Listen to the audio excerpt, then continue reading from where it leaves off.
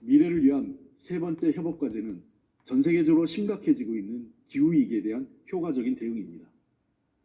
윤석열 정부 들어 기후위기 대응과 친환경 산업이 계속 후퇴하고 있는 것에 대해 많은 전문가들도 큰 우려를 제기하고 있습니다.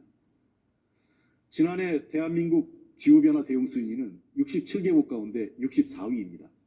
우리 뒤에 중동 지역의 산유국만 있다는 점을 감안하면 사실상 꼴찌인 셈입니다. 참담한 성적표가 아닐 수 없습니다. 우리의 2022년 재생에너지 발전 비중은 7.7%로 OECD 국가 가운데 꼴찌입니다. 세계는 재생에너지 비중을 빠르게 확대하고 있는데 우리만 거꾸로 가고 있습니다. 2023년 태양광 설치 용량을 보면 중국이 240기가와트, 미국 33기가와트, 독일 13기가와트인데 우리는 2.7기가와트에 불과한 실정입니다. 정부의 재생에너지 정책 후퇴로 관련 산업의 일부 공장은 가동이 중단되고 국내 태양광 산업 전반에 피해가 확산되고 있습니다.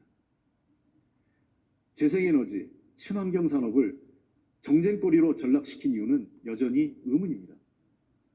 지난 정부 정책을 묻지마 폐기하기 위해 친환경 산업을 후퇴시킨다는 건 더더욱 말이 되지 않습니다.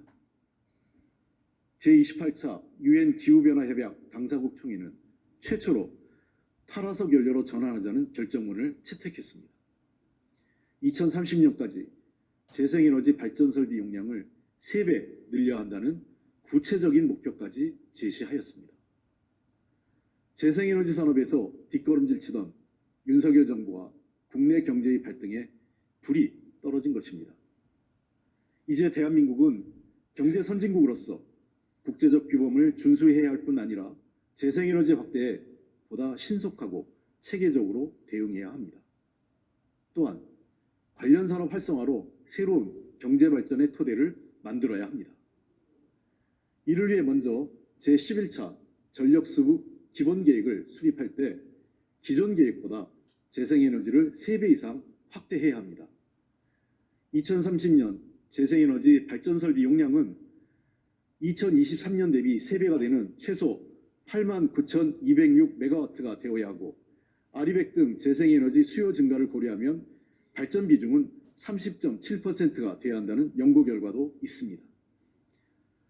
재생에너지 산업 생태계 회복과 아리백 달성을 위해 관련 지원 제도와 예산은 반드시 복원돼야 합니다. 관련 산업과 개별 기업은 물론 지방자치단체 차원에서도 아리백 추진과 지원책을 마련해야 합니다. 이와 더불어 해상풍력 보급 확대를 위한 법률안 역시 국회에서 처리돼야 합니다.